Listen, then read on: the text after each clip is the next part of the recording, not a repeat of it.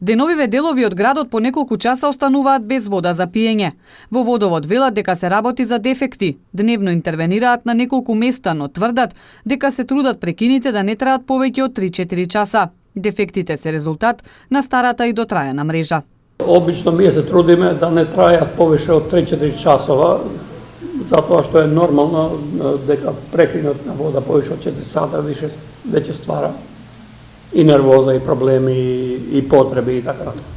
Значи, у принцип, дефектите се секојдневна појава. Ние сме имале интервенции на улица ИРЛ, што се реконструира сега.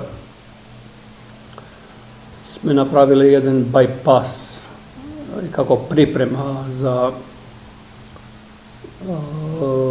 реконструкција во наредниот период, за да ни биде полесно и да не дојде до оштетување на новиот асфалт кој ќе се асфалтира овие денови.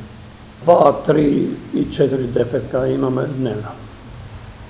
Ако земаме некој просек, 3 дефекта дневно е нормална појава во текот на работните денови. Во водовод информираат и дека продолжуваат ноќните рестрикции во периодот од 2 до 4 часот по полноќ. Издашноста на изворите во моментов е околу 300 литри вода во секунда, што не е задоволително. Градот се снабдува со околу 300 литри вода во секунда, што уште не е доволно, за да имаме 24 сата непрекинато снабдување со вода. Затоа имаме ноќни рестрикции од 2 до 4. И може да кажеме дека немаме поплаки што се однесува до недостигот на вода и целиот град. За следниот период очекувањата се дека ќе има доволно вода. Снегот на планините поради ниските температури се уште не е целосно стопен. За поголема издашност ќе придонесе и доколку има доволно врнежи во мај.